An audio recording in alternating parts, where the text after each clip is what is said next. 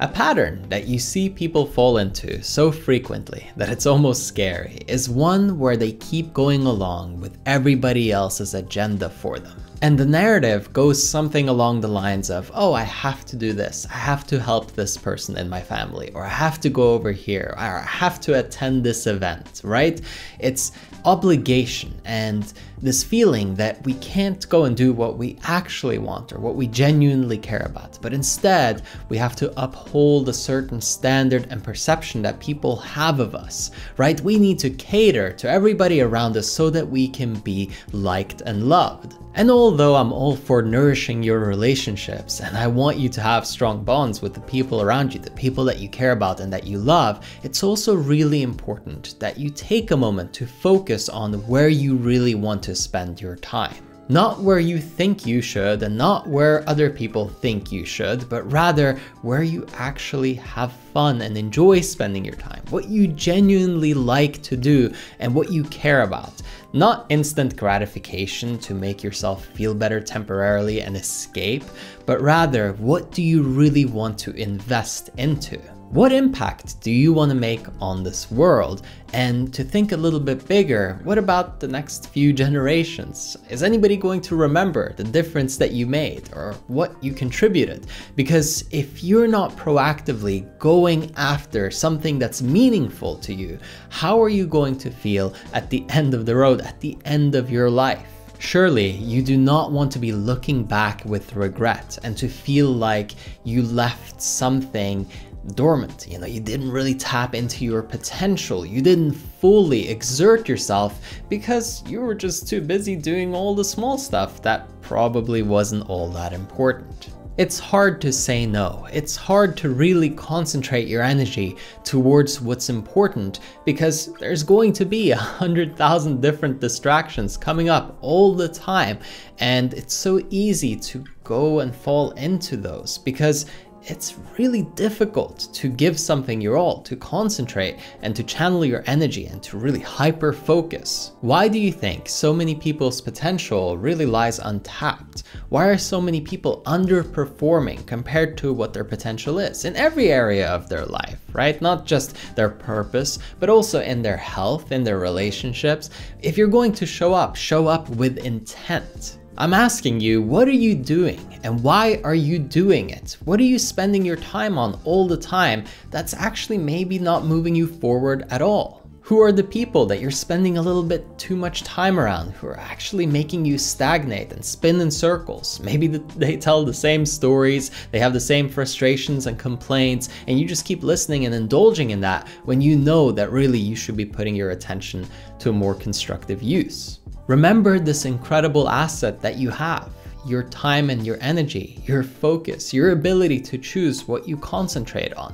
And remember that wherever you place that precious attention, that's what will amplify and grow bigger in your life. So if you're currently having it being occupied by people who aren't helping you grow, or if you're putting it into activities that don't actually make you feel good about yourself, then question that and really be quite strict with yourself. What are your standards? What are your boundaries? And how are you going to move forward? And this comes all the way down and into your thinking patterns as well. Question whether or not they're constructive and they're supporting you. Then, even on a deeper level, you can think about your belief systems. Do you believe anything that maybe isn't helping you? Because no wonder that you can't perform or show up or focus and be productive if you can't even feel good about your own beliefs and your values. We have the classic ones like money doesn't grow on trees and it's the root of all evil. Great, let's believe that and see how wealthy you can become. Of course, if you buy into an idea like that, it's very counterproductive if you're trying to build wealth.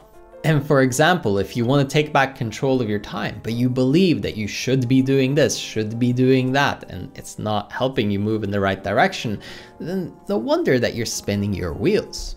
But this really is one of the greatest changes that you can make to your psychology, to your mental frame, to the way that you perceive the world. Because so long as you feel obligated, so long as you feel like you have to, then you don't get to.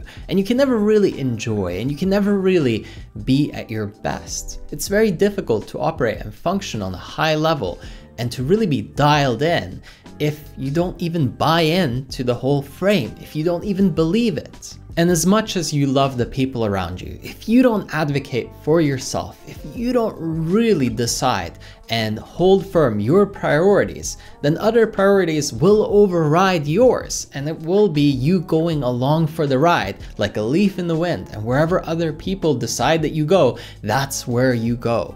It's so easy to live an accidental life. It's so easy to accidentally lose a few hours here and a few hours there. Oh, it's only one day here and one day over there. But guess what?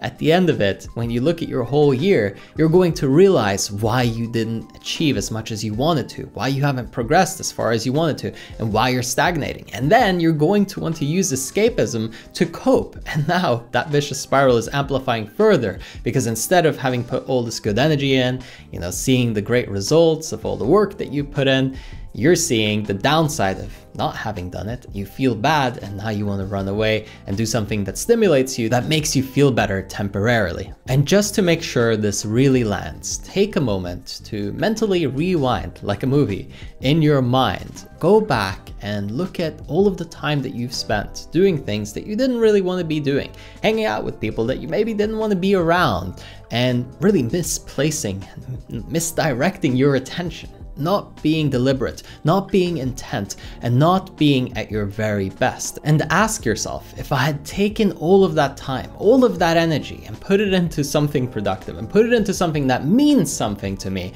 how much further ahead would I be?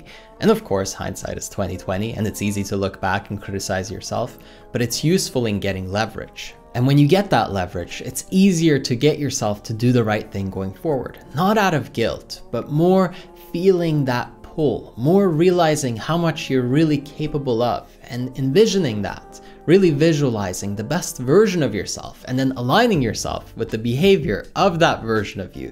How incredible it feels to really match with your best self, to really feel like you are currently at your best, that you're doing everything you can, and that you're putting in your energy where you really want it. It's one of the most incredible, rewarding feelings, and I want you to experience it. So make the decision, dial in, and really focus, and watch what happens, and how much momentum you get, and how it feels like everything starts to conspire in your favor, and all the breakthroughs that you have as a result coming up straight after. And if you want to take it to a whole nother level and really have this implemented into your life, making sure that you're consistently operating at your very best, then I invite you to jump over to erafael.com.